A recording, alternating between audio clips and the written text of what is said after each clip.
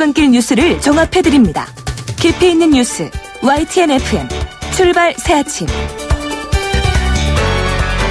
오늘 아침은 무척 포근합니다. 정말 다사다난했던 2017년의 마지막 금요일, 이렇게 포근한 채 시작되고 있습니다. 내년 2018년에는 우리 모두가 이런 포근한 마음을 가지고 살아갈 수 있었으면 좋겠다는 생각이 드는데요. 내일은 중부지방을 중심으로 많은 눈이 내린다고 하는데, 하지만 포근하다면 눈도 우리의 갈 길을 막지는 못하겠죠. 우리의 삶 속에서도 마음만 포근하고 여유롭게 갖는다면 설사 장애가 나타난다 하더라도 잘 극복할 수 있을 겁니다. 신율의 출발 새 아침 3부 순서, 먼저 광고부터 듣겠습니다.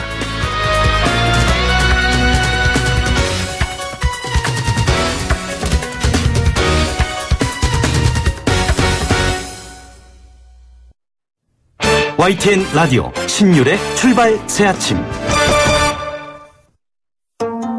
정치권이 높다 하되 출발 새아침 아래 메이로다. 나란 일을 논하는 선비들의 이야기 공간, 출발 사랑방.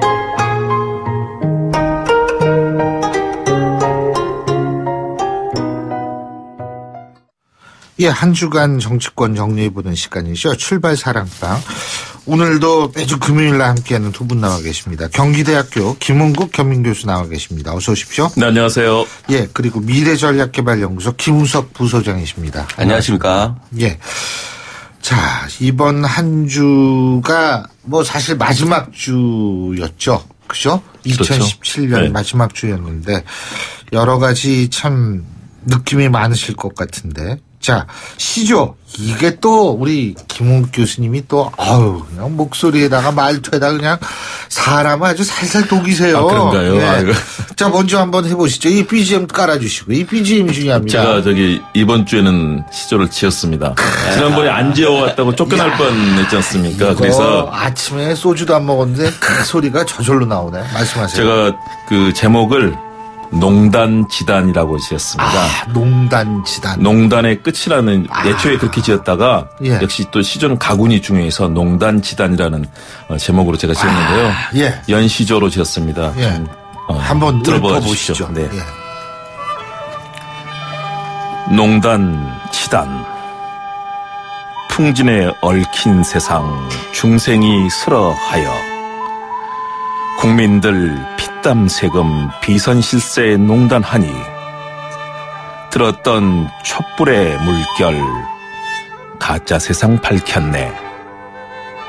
거리에 가득했던 민주주의 정의의 길 강호일몽 함께 꾸면 새 세상이 올 것이네. 추악한 농단 세력들 엄단하고 꿈꾸세. 거짓과 막말 싸움 허망했던 정유정치 동행하며 나눠보세. 함께 이룰 대한민국 무술년 희망찬 걸음 벗삼아서 나가세. 이거 얼쑤 이거 한번 나와야 되는데. 예. 네, 제가 연시조로 담아봤는데요. 역시 네. 정말 한 해 다사다난했고 작년 돌아보고 한다면 정말 우리 국민들 많이 마음 고통도 심했을 거고요. 네. 또 많이 밝혀지고 있는 국정농단 이제는 좀 제대로 밝혀내고 우리 정말 미래로 나갈 수 있는 길을 우리 무술년에는 좀 만들었으면 하는 희망을 담아서 제가 사실은 너무 급하게 이번 주에 성적철이 너무 바빠서요. 좀 급하게 썼는데 다음에는 좀 더 다듬어서 해보겠습니다. 급하게 썼으니까 이 정도 썼다. 내 신경 쓰면 뭐 이거 완전히 사람을 다 그냥 휩쓸겠다 이 말씀이시네요. 제가 네? 하나 밝히는데요. 네. 제가 2005년 예. 이제 13년 됐네요. 제가 시인으로 등단을 해서 사실은 시를 많이 발표를 했는데 안 밝히려다가 이제 이걸 쓰라고 하시니까 어쩔 수 없이 밝히는데요. 사실은 퇴고를 좀 많이 해야 되거든요. 이야, 이거 큰일 났네. 김우석 부소장님 너무 열등감 느끼지 마시고. 아니 잘하시는데요. 열등감은 힘입니다. 예, 하십시오. 예. 아니 좀 부끄럽습니다. 그봐 벌써 이 열등감 느끼고 계시잖아요. 그러니까 참. 아니 저는 그냥 일반적인 시조를 하나 그럼요. 준비해 왔는데 일반이니까 선수시고 예. 저는 이방원의 하여가 준비했습니다. 뭐 너무나 잘 아시겠지만 한번 읽어보겠습니다. 이런들 어떠하리 하며 저런들 어떠하리 만수산 드렁치기 얽혀진들 그 어떠하리 지금도 이같이 얽혀 100년까지 누리리라. 끝인가요? 네. 예. 죄송합니다. 시조는 원래 이렇게 딱 연시조를 하셔가지고 제가 시조를 몰라가지고 제가 모르는 게 많아요. 읽고 나서 막걸리 한 잔 마셔야 되는데요. 저녁에 드시죠. 그거 좋죠. 이 두 분이 말씀하시죠. 네. 아니 올해 워낙에 다사다난하지 않았습니까? 다사다난이에요. 네. 우리 올해는 역사에 남아요. 그렇죠. 네. 그래서 어떻게 할까 뭐 이렇게 고민하다가 생각해 보니까 역시 좀 편안하게 가자. 그래가지고 이방원에 이런들 저런들 그렇게 세상을 사는 그런 게 굉장히 중요할 것 같아서 마음을 다잡는 데 있어서 그래서 이렇게 준비해 봤는데요. 어찌 됐든 올해는 정말 그 일들이 많았어요. 그래 한 해를 마무리하면서 또 그래도 지나가리라라고 하는 심정으로 이 또한 지나가리라. 그렇죠. 예. 그래서 그런 심정으로 이렇게 같이 편안한 마음으로 또 내년을 준비하는 마음으로 이렇게 가자 이런 뜻에서 아주 대중적이지만 여러분들 다 아시는 그런 방향으로 얘기를 해봤습니다. 예, 지금 뭐 두 분 다 말씀을 하셨는데 참 그러고 보니까 제 나이 또래 되는 분들은 역사에 남는 시기를 좀 겪었어요. 그러니까 우리 윗세대도 또 겪었죠. 우리 윗세대는 한국전쟁이라는 그런 것들, 그것도 역사에 분명히 남을 텐데 그것도 겪었죠. 우리 세대는 1980년 광주 민주항쟁이라는 정말 우리 현대사의 가장 큰 획을 그은 비극적 사건을 또 겪었고, 그리고 또 이번에 대통령 탄핵이라는 대한민국 역사 초유의 이 사태를 또 겪었고, 참 이 초유가 이렇게 많은 거는 별로 좋지가 않은데 어쨌든 역사에 분명히 기록될 수 있는 한 해가 지나가고 있고, 오늘이 바로 신년의 출발 새 아침 마지막 방송입니다. 2017년의 마지막 방송인데, 자, 그러니까 우리가 정리할 건 정리를 해야죠. 올해 기억에 남는 정치 뉴스 어떤 게 있을까요? 예, 김홍 교수님. 역시 아무래도 정말 세계의 민주주의 역사에 기록됐다. 오죽하면 독일의 프리드리 에버트 재단이 정말 그 촛불 시민들을 선정했을까 생각이 듭니다. 박근혜 전 대통령에 대한 탄핵 그리고 이제 구속까지 이어졌는데요. 현직 대통령이 탄핵을 당하고 국회와 헌법재판소에서 그리고 구속이 돼서 지금 재판을 받고 있습니다. 정말 뭐 우리 역사에 있어서는 안 될 일이 벌어진 거고요. 네. 정말 우리 국민들이 생각해도 참 큰 비극이지만 이런 이 사안을 계기로 해서 새롭게 대한민국의 민주주의와 정의가 어떤 것인지를 돌아보는 계기가 됐다. 이런 측면에서 역시 탄핵과 박 전 대통령에 대한 구속 그리고 비선 실세에 의해서 이루어졌던 농단들이 밝혀지고 있는 것들 중요했던 사안 같고요. 역시 또 이로 인해서 조기 대선 우리 항상 12월 달에 추울 때 투표하러 가지 않습니까? 선거운동도 제대로 안 됐잖아요. 그런데 이번에는 오구 대선 사실은 더울 때 그러니까요. 날씨가 좋을 때 투표가 이루어졌고 거기서 문재인 대통령이 이제 선출이 됐는데 일단은 탈권위 소통으로 국민들에게 높은 지지를 일단 받고 있습니다. 물론 반대 진영의 목소리도 있지만요. 이런 계기로 해서 그런 역사의 비극적인 상황들 그리고 국정이 농단되고 또 대외적으로 지금 나오고 있는 위안부 이면 합의라든가 또는 개성공단을 대통령이 자의적인 판단에 의해서 문을 닫아버리는 그런 사태들 하나씩 나오고 있지 않습니까? 이런 일은 다시는 없어야 된다. 대한민국이 정말 민주주의와 체계적인 국가의 시스템에 의해서 굴러가는 뭐 5천만 명이 나중에 통일이 돼서 8천만이 될지 모르는 그런 큰 나라가 될 수 있을 텐데 이제는 대한민국의 그런 기초는 잘 닦아야 한다는 점에서 역사적으로 기록됐던 시간들 이것을 뭐 상대와의 갈등 또는 분열 이런 부분보다는 앞으로 나가야 될 방향을 진보 보수 또 온 국민이 함께 좀 고민해 보셨으면 하는 그런 생각입니다. 예. 자, 김우석 부소장님. 올해는 정말 그 특별한 한 해였던 것 같아요. 말씀하신 대로 뭐 대한민국에서 기억에 남는 그런 그 한 해였는데 사실 이게 7자가 묘한 게 20년 전에 97년에는 IMF 사태가 있었고 87년 30년 전이죠. 그때는 민주화 운동이 있었고 그래가지고 역사적인 기점이 됐던 것 같아요.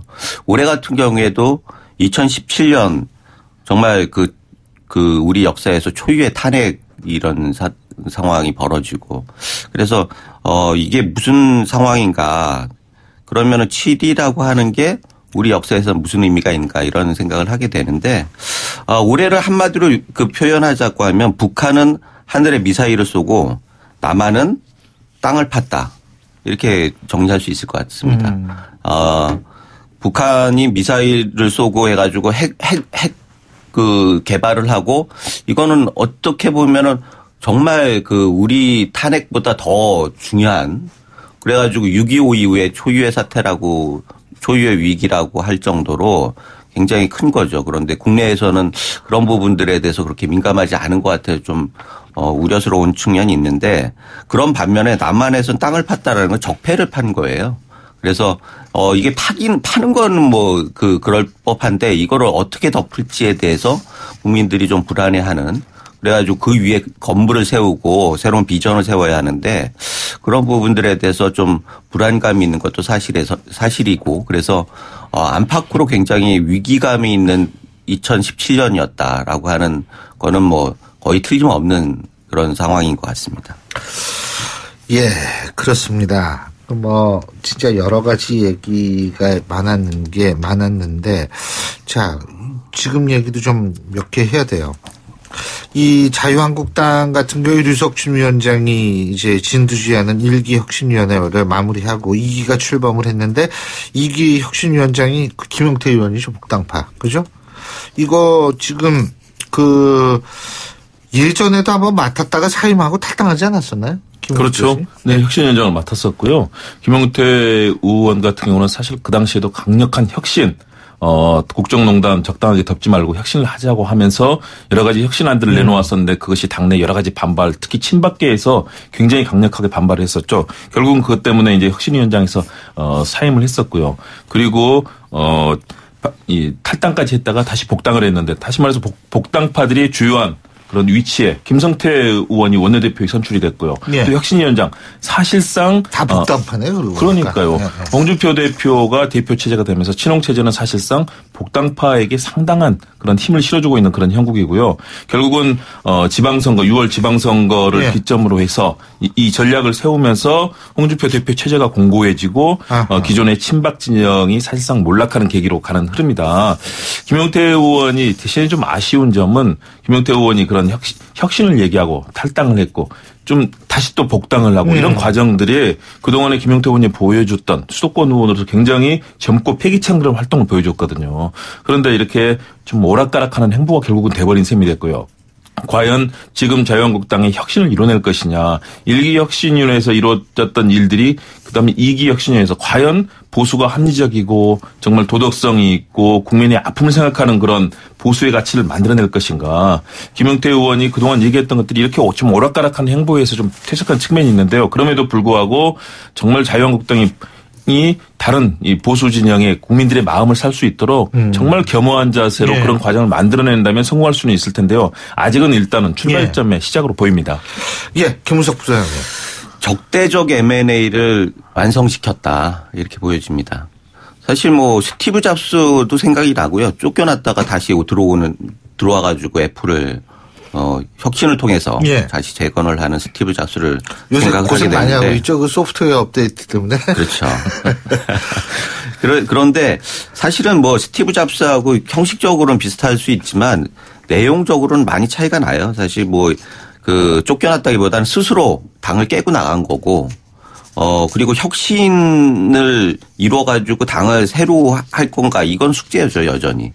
그래서 그런 의미에서 지금 김용태 의원이 혁신위원장을 맡았다. 이거는 상징적인 의미가 있습니다. 당을 다시 살리는 그런 복당을 마무리하고 M&A를 마무리하고 당을 어떤 방향으로 끌고 갈 것인가라고 하는 부분들에 대해서 굉장히 상징적인 의미가 있는데 결국은 이게 지방선거 때 판가름이 나겠죠. 지방선거 때 일정 정도 성과를 내면은 나름대로 의미가 있었다 생각하겠지만 지방선거가 그렇게 녹록하지는 않은 상황이라서 아직은 좀 불확실한 그런 상황인 것 같고 특히 홍 대표가 어제 뭐 방송에 나가가지고 인적 혁신, 당내 혁신은 완성이 됐다 이렇게 얘기를 했어요. 그렇다고 하면 혁신위원장이 뭐를 할 거냐라고 하는 부분들도 사실 문제가 되는 거고 그러고 정책 혁신을 한다라고 얘기를 3대 혁신 중에 남은 건 정책 혁신이다라고 하는데 당 혁신위원장이 정책 혁신에 어떤 식으로 참여를 할지 이런 부분들도 사실 궁금한 측면이 있죠. 그런 면에서 아직은 이게 그림이 나오지 않는다라고 하는 면에서 물론 그 복당파가 장악한 거는 상징적인 의미가 있습니다.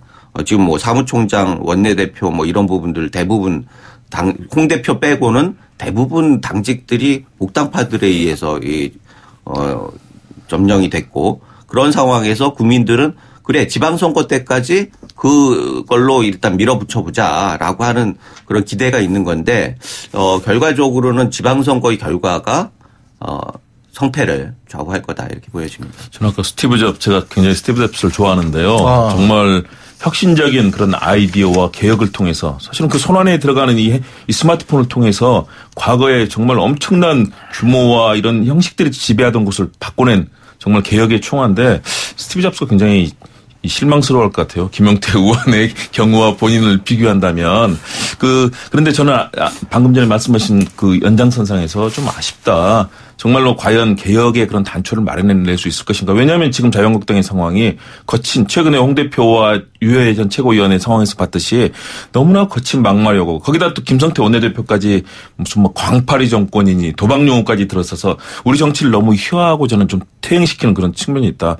좀 더 진중하게 보수의 가치, 과거에 정말 어려운 사람을 돌보고 희생하고 헌신하면서 우리 사회의 가치를 이끌겠다는 보수의 핵심적인 가치가 있었잖아요. 그런데 지나치게 기득권층에 손을 들고 모든 정책에 대해서 반대 목소리만 내면서 과연 정책적인 대안을 통해서 국민들에게 안정적으로 다시 정권을 줘도 될 만하네 이런 좀 인상을 줄 수 있도록 할 수 있을까. 요즘 좀 상황을 보면 좀 걱정이 되는 측면이 있고요. 이것이 무술년의 새해에는 정말 좀 더 발전하는 계기로 삼았으면. 무슨 년이에요? 무술년입니다. 황금기를 얘기하지 않습니까? 예.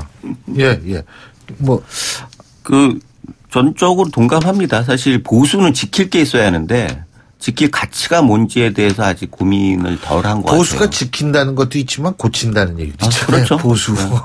아니 그러니까 가치를 지키고 그걸 현장하기 위해서 결국은 보수를 해야 하는 거죠.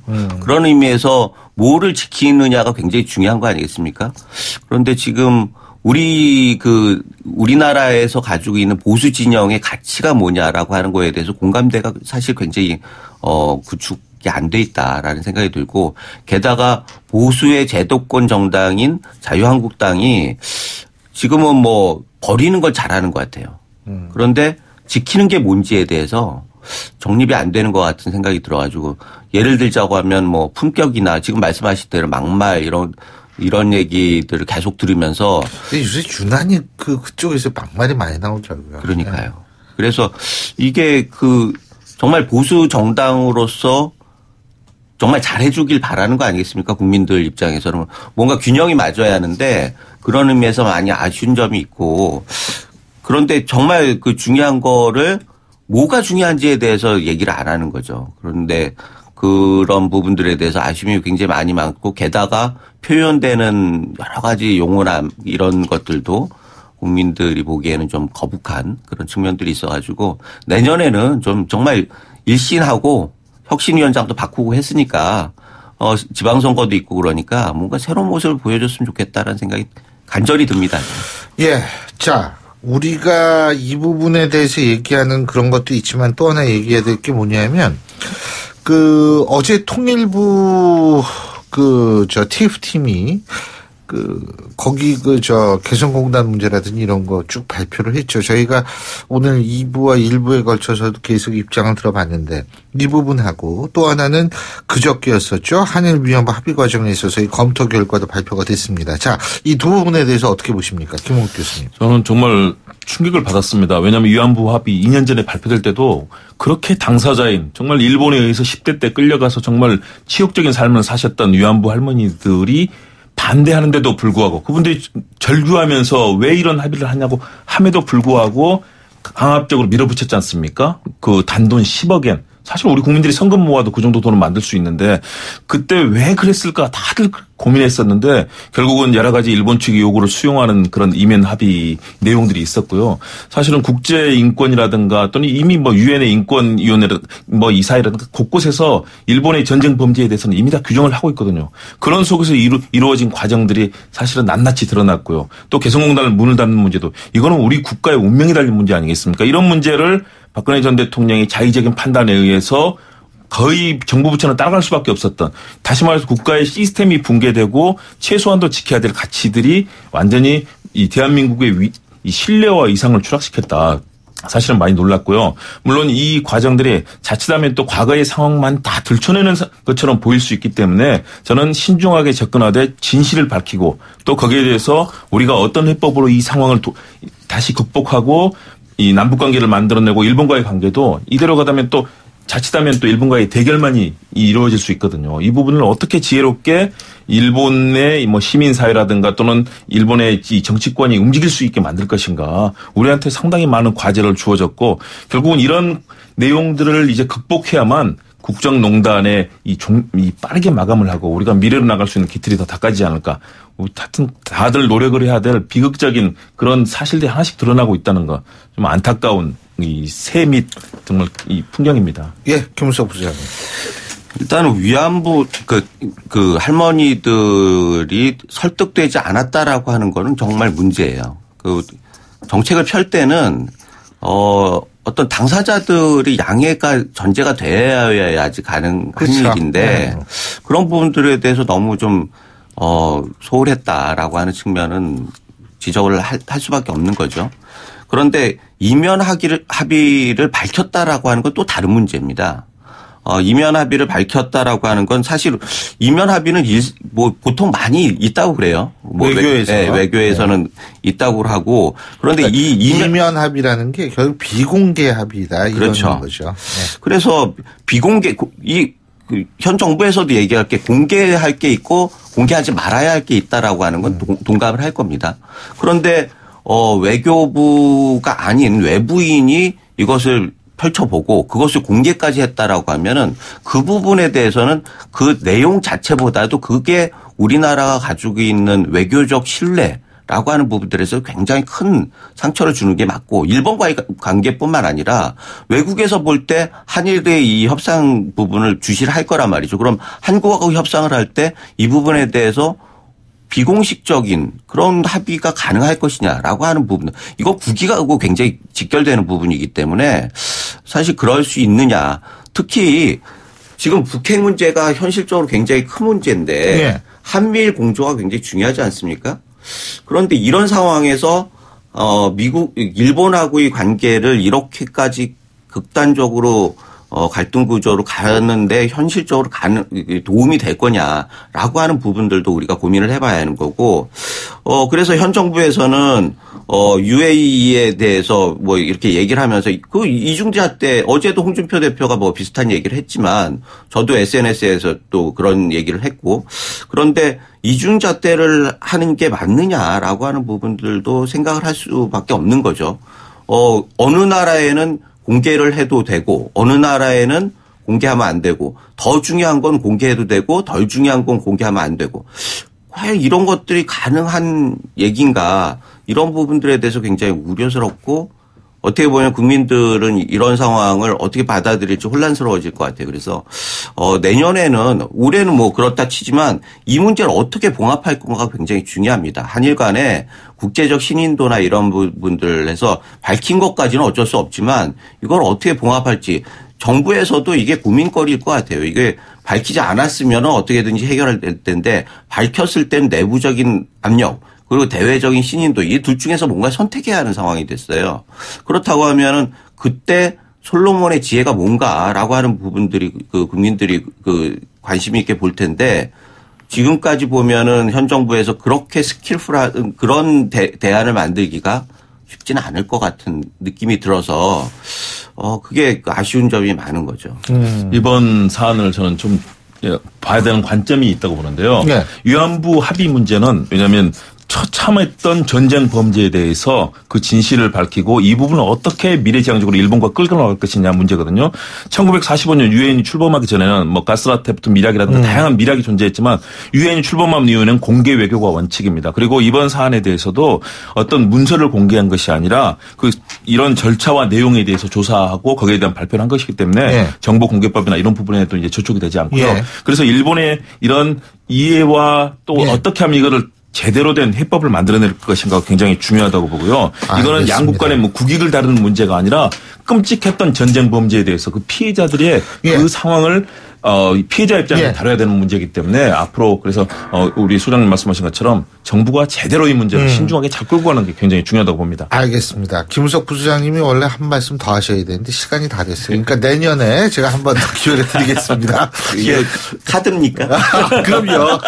알겠습니다. 카드 내년에 쓰겠습니다. 예, 그럼요. 자, 오늘 두 분 말씀 잘 들었고요. 정말 한 해 동안 수고 많이 하셨습니다. 네. 고맙습니다. 네, 감사합니다. 새해 복 많이 받으세요. 예, 지금까지 경기대학교 김원국 겸임교수 미래전략개발연구소 김우석 부소장 두 분과 함께했고요. 신율의 출발새 아침 3부 순서 여기서 줄입니다. 잠시 뒤 4부에서 뵙겠습니다. 날카로운 분석, 내일을 보는 시선, 출발새 아침. 신율의 출발새 아침 4부 순서 먼저 광고부터 듣겠습니다. 예, 8시 40분 59초 지나고 있는데요. 자, 금요일 아침 교통 상황. 2017년 마지막 금요일입니다. 얼만큼 혼잡한지 알아볼까요? 김미란 캐스터. 네, 신율의 출발새 아침 교통정보입니다. 어제 아침보다 오늘 아침이 한결 포근한데요. 자동차 전용 도로도 어제보다는 평소보다 정체가 크지 않습니다. 하지만 강변북로 일산 쪽으로는 사고 소식이 있습니다. 구리 시계에서 천호대교 구간 1차로에서 추돌 사고가 났습니다. 큰 여파는 없지만 이 부근 잘 살펴서 지나시기 바랍니다. 북부간선도로 도심 쪽으로는 신내 나들목 부근, 묵동 나들목에서 하월고 램프까지는 서행되고 있습니다. 교차하는 동부간선도로 도심 방면 창동교 일대부터 마들 지하차도 다시 성동교 부근에서는 속도가 내려가 있습니다. 서부간선도로는 현재 금천교 일대는 양 방향이 밀려 있는데요. 고척교부터 목동교까지 도심 쪽으로 흐름이 둔한 편이고 반대 안양 쪽으로도 목동교부터 지금 광명도에 지나 금천교까지는 이제 30km 내외입니다. 신율의 출발새 아침 교통정보였습니다. YTN 라디오 신율의 출발 새아침.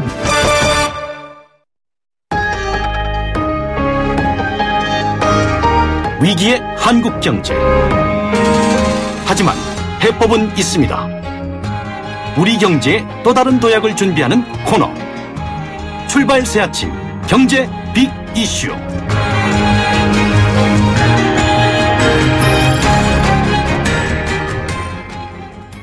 예, 경제 현안 짚어보는 순서죠. 오늘도 서울대학교 이필상 교수님 스튜디오에 나와 계십니다. 어서 오십시오. 네, 안녕하세요.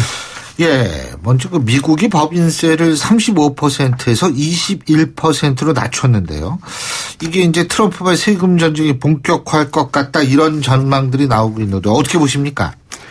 예, 세계 경제가 세금 전쟁에 휘말릴 것 같은데요. 상당한 혼란이 있을 것 같습니다. 예. 세금 전쟁이라는 것은 세계 각국이 세금을 서로 내려서 해외 자본과 기업을 유치하는 그런 경쟁을 하는 것을 말하는데요. 이 세금 전쟁을 터뜨린 것이 트럼프 대통령입니다. 지난 20일 미국 상원과 하원은 내년부터 미국의 법인세율을 35%에서 21%로 내리는 트럼프 감세 법안을 통과시켰습니다. 이렇게 되니까 결국 세계 각국의 감세 전쟁에 이제 불이 붙은 건데요. 예. 2008년 미국은 세계 경제에 금리 전쟁을 일으킨 적이 있었습니다. 예. 당시 이제 금융 위기가 일어나니까 미국은 기준금리를 0%대까지 낮추면서 무제한으로 돈을 풀었는데요. 그래서 미국 경제를 살리는 그런 전략을 폈다는 것입니다. 그런데 예. 이 과정에서 다른 나라들도 어쩔 수 없이 금리를 낮추면서 자국 경제를 보호하는 그런 이제 정책을 쓸 수밖에 없었거든요. 예. 그래서 그 결과는 다른 나라 경제가 상당한 피해를 입고 미국 경제는 살아나는 그런 어떤 결과가 나타났는데 미국 경제가 금리 전쟁에서 승리한 것이죠. 근데 이런 상태에서 이번에 미국은 세금 전쟁이라는 또 다른 전쟁을 일으키고 있다면 이렇게 생각할 수 있다는 겁니다. 그런데 세금은 이자보다 기업 경영에 직접적인 영향을 미칠 수 있기 때문에 그 세금 전쟁은 금리 전쟁보다 더 치열해질 가능성도 배제할 수는 없습니다. 예. 그러니까 이미 영국은 2020년까지 법인세율을 19%에서 17%로 낮출 예정이고요. 프랑스는 5년 내에 법인세율을 33.3%에서 25%로 내리겠다 이렇게 이제 표방을 했고요.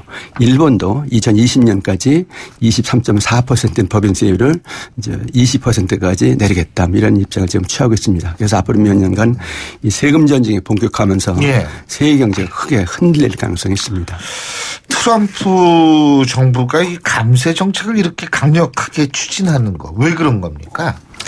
한마디로 말씀드리면은 경제에 미국 우선주의를 실현하겠다 이런 네. 겁니다. 법인세율을 대폭 낮추면은 해외 자본과 기업들이 미국으로 들어오고 미국의 자본이나 기업들은 다른 나라로 나가지 않는다. 여기서 이제 더 나아가서 미국 정부는 미국 기업이 해외에서 버는 이익도 예. 미국으로 끌어들여야 된다 그런 입장에서 그 미국 기업이 해외에서 이익을 벌어서 본국으로 송금할 때 송환세라는 어떤 세금을 물게 되는데요. 그 송환세율이 지금 35%거든요. 예. 그것도 최저 12%까지 낮췄습니다. 그러니까 기업들을 무조건 미국으로 끌어들이고 해외에서 버는 이익까지도 다 미국으로 이제 송금하게 만들겠다. 그래서 다른 나라 경제는 어떻게 되건 관계없이 미국 경제 우선으로 세계 경제를 끌고 가겠다. 그런 차원에서 이번 어떤 그 감세 조치가 나왔다 이렇게 볼 수밖에 없습니다. 그러면은 이런 감세 정책을 취하면 미국 경제에 어떤 효과가 있을까요? 일단은 그 미국 우선주의가 성공할 가능성이 있습니다. 아까 말씀드린 대로 미국은 2008년에 금리 위기가 오니까 금리 전쟁을 일으켜서 결국은 이제 살아났거든요. 이런 상태에서 이제 이번에 법인세율을 35%에서 21%로 대폭 이제 낮추게 되니까 예. 우선은 해외 나간 미국 기업들이 유턴을 해서 미국으로 들어간다는 것이죠. 그리고 여기에 다른 나라 기업들도 그래 미국이 세금이 싸니까 그리 들어가자 뭐 이런 어떤 그 전략을 펼 수밖에 없다는 건데 특히 미국이라는 나라는 세계 최대 소비시장입니다. 그러니까 다른 나라 기업들 입장에서 보면은 미국에서 세금 깎아준다 그러면 너도 나도 들어갈 수밖에 없는 그런 상황이라는 것이죠.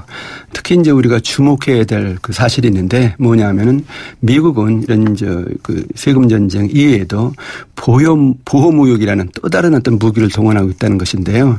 다른 나라 기업이 미국에 상품을 수출하면은 국경세에 물리겠다. 예. 긴급 수입 제한 조치 취하겠다. 보복관세 물리겠다. 환율 조작국 지정하겠다. 뭐 여러 가지 어떤 조치로 지금 압박을 가하고 있거든요. 그러니까 다른 나라 기업이 미국에 상품 수출하려면은 아예 미국으로 들어와라. 이런 얘기거든요. 이렇게 되면은 뭐 당연히 미국 경제 성장률 높아지고요. 일자리는 늘어나겠죠. 이것이 바로 이제 트럼프가 내세운 미국 우선주의다 뭐 이렇게 볼 수가 있는데 일단은 뭐 미국은 성공할는지 모르겠지만은 그 대가로 다른 나라는 상당한 피해를 볼 수밖에 없는 그런 구도라고 봐야 되겠죠. 그러면은 세계 경제에는 어떤 영향을 미칠까요? 미국의 뭐 단기와 장기로 좀 나눠볼 필요가 있는데요. 단기적으로 보면은 미국이 이렇게 미국 우선주의로 강력한 어떤 정책을 펴면은 다른 나라 경제는 타격을 이제 받을 수밖에 없는 것이죠. 뭐 기업 미국으로 나가고 자본 빠져나가고 그러면 그 나라 경제는 위축될 수밖에 없는 겁니다. 이번에 그 미국이 취한 감세 정책은 이제 근린 공피파 정책이라고 부르는데요. 근린 공피파 정책이요. 예, 영어로 beggar thy neighbor 그런 정책입니다. 다른 나라를 거지로 만든다 뭐 그런 뜻입니다. 네. 그러니까 결국 미국 경제를 살리기 위해서 다른 나라 경제가 어떻게 되든 간에 감세 정책 뭐 대폭 펴서 결국 이제 미국 경제 우선으로 나가겠다 이런 얘기인데 장기적으로 보면은 여러 가지 다른 문제가 발생할 수 있습니다. 뭐냐면은 우선 그 미국이 법인세율을 내리면요 다른 나라도 어쩔 수 없이 법인세를 내리거든요. 그래서 세계 각국이 세금 가지고 진흙탕 싸움을 벌이게 되면은 미국 경제에 부메랑 효과가 나타나서 결과적으로 손해를 볼 수 있다 하는 얘기고요. 또 두 번째 문제는 뭐냐면은 경제 양극화가 심화된다는 건데 법인세 깎아주니까 기업과 자본가의 소득은 증가한다는 것이죠. 그렇지만은 근로자 가계 소득은 상대적으로 이제 감소한다. 이렇게 되면 양극화가 심화할 수가 있는데 양극화가 심화하면은 결국 경제 구조가 불균형적으로 되면서 경제 효율성을 떨어뜨린다. 뭐 이런 얘기가 이제 될 수 있다는 겁니다. 예. 그다음에 세 번째 문제는 뭐냐면은 법인세를 이렇게 대폭 깎아주면은 세금이 안 거치니까 정부 재정 적자가 늘어난다는 것이거든요. 이게 정부가 이제 적자가 늘어나면은 경제 정책이라든가 복지 정책, 교육 정책 뭐 이런 정책들을 제대로 펴기 어렵다는 겁니다. 그렇게 되면 결국 각국 정부가 혼란에 빠지는 그런 현상도 나타날 수 있다는 얘기인데 이렇게 보면은 미국이 지금 유발한 감세 전쟁이 양극화라든가 성장 잠재력 하락이라든가 재정 위기라든가 모든 면에서 미국 경제는 물론이지만 세계 경제에 오히려 부정적인 영향을 가져오는 그런 결과가 장기적으로 나타날 수 있다 이렇게 봐야 될 것 같습니다. 그러면은 근데 지금 우리나라 같은 경우에는 법인세율을 22%에서 25%로 올렸죠. 그렇습니다. 그렇죠? 예. 이러면은 이게 뭐 역행한다라는 얘기가 있던데 국제 흐름에. 네. 예. 우리나라는 최근에 국회가 법인세 최고 세율을 22%에서 25%로 이제 인상하는 법안을 통과시켰죠. 그래서 내년부터 그것이 적용이 되는데 이 결국 세계는 지금 세금 전쟁이 터지는데 우리 스스로 자폭하는 역주행이다. 이런 어떤 강력한 비판까지 나오고 있습니다. 일단 뭐 우리는 이제 법인세율을 올리니까 이제 세금 전쟁의 포화를 맞고 피해를 입을 가능성은 있습니다. 예. 한국경제연구원의 분석에 따르면은 미국은 이제 법인세율을 14%포인트는 낮추는데 우리는 3%포인트는 올린다. 이렇게 된다면은 향후 10년간 매년 우리나라 국내 총생산 GDP가 29조 원씩 감소한다. 그 일자리는 10만 5천 개가 줄어든다. 이런 어떤 분석 결과를 내놨습니다. 더군다나 여기 미국이 이제 감세를 해서 만약에 미국 경제가 살아난다고 한다면은 미국은 금리 인상을 또 빨리 이제 할 거라는 것이죠. 우리나라도 금리 인상을 이제 빨리 할 수밖에 없는데 그렇게 되면 우리나라 이제 가계부채가 문제가 될 수 있고요. 더 나아가서 지금 기업들도 그 한계 기업들이 많거든요. 기업들도 한계 기업이라는 게 이게 좀 아주 적자고 이게 망할 가능성이 높은 기업들이죠. 3년 이상 영업이익으로 예. 이자도 못 갚는 기업을 한계 기업이라고 하는데 우리나라 이제 기업들 중에서 외부 감사 대상 기업이라는 것이 있습니다. 웬만한 기업은 다 이제 의회에서 감사를 받아야 되는데 예. 그 외부 감사 대상 기업의 15% 정도가 한계 기업입니다. 그러니까 이런 한계 기업들이 이자가 오르면 금방 부도위기에 처한다는 겁니다. 가계부채도 문제지만 예. 한계 기업도 문제다 해서 만약에 이번 이제 감세 정책이 금리 인상을 재촉할 경우에 우리나라 경제는 상당한 타격을 받을 수 있다 이렇게 이제 볼 수밖에 없는 상황이죠. 그러면 바람직한 조세 정책은 뭡니까? 우리나라. 뭐 우리도 빨리 감세 정책을 펴야 되는 것이 아니냐 이런 주장이 많이 나오고 있는데요. 근데 우리나라가 감세 정책을 지금 당장 펼 경우에 이제 문제가 있습니다. 뭐냐면은 양극화를 더 심화시켜서 경제 살리기에 악재가 될 수 있다 이런 얘기인데 지금 우리나라 5대 대기업 그룹 기업들의 영업이익을 보면요. 기업 전체 영업이익의 70%는 됩니다. 이런 상태에서 법인세율을 낮춘다고 한다면은 그 이익을 누가 가져가겠느냐. 결국 대기업 그룹 기업들이 다 가져간다는 것이거든요. 그럼 양극화만 심화된다. 오히려 대기업 그룹 기업들에게는 이익이 더 많이 생기니까 투자 이제 어떤 의욕이 줄어들 것이다. 그다음에 일자리 만드는 것도 좀 주춤할 것이다. 오히려 이것이 경제 살리기에 역행할 수 있다는 것이거든요. 그런 면에서 본다면은 감세 정책을 뭐 장기적으로 펼 수밖에 없는데 그렇다고 친다면은 전제 조건으로 경제를 집중해소하라. 그리고 감세 정책을 펼 경우에 대기업뿐만 아니라 중소기업, 서민 경제에 모든 효과가 퍼질 수 있게 그런 구조를 고쳐나가면서 감세 정책을 생각해야 된다는 얘기인데 일단은 경제 양극화 구조 이걸 해소하는 것이 지금 뭐 급하니까 뭐 법인세율을 뭐 최고 세율을 좀 이제 올렸다면 이렇게 볼 수 있을 것 같습니다. 알겠습니다. 아유 교수님. 벌써 이게 올해 마지막 방송인데 네. 한 해 동안 수고 많이 하셨습니다. 아, 별 말씀을. 예, 감사합니다. 예, 오늘 말씀 여기까지 듣겠습니다. 예, 내년에는 고맙습니다. 좀 희망적인 얘기 해줬으면 좋겠습니다. 맞습니다. 예, 지금까지 서울대학교 이필상 교수님이었고요. 자, 올해가 이제 다 마무리가 되고 있죠. 올 한 해는 한반도 역사에 반드시 기록될 그런 한 해였습니다. 이런 한 해를 버티시느라 여러분들 정말 수고하셨습니다. 정말 때로는 기가 막혔고 때로는 실망했고 때로는 너무나 생소한 일들이 벌어져서 불안하기도 했지만 우리나라가 그럼에도 불구하고 앞으로 나아갈 수 있었던 것은 이런 어려움 속에서도 묵묵히 자리를 지켰던 바로 여러분들 덕분이었습니다. 그래서 우리 모두 스스로에게 이제 칭찬을 해주어도 부족함이 없다고 생각합니다. 수고들 많이 하셨고요. 이제 우리의 그런 능력으로 2018년 새 희망을 만들어가야 합니다. 다시 한번 수고하셨다는 말씀드립니다. 지금 옥상 달빛의 수고했어 오늘도 이 노래가 흐르고 있죠. 이 노래 함께 들으면서 2017년 신율의 출발 새 아침 마지막 방송을 마무리하겠습니다. 신율이었습니다. 저는 2018년 1월 2일 화요일에 다시 찾아뵙죠. 미리 말씀드릴까요? 새해 복 많이 받으십시오. 고맙습니다.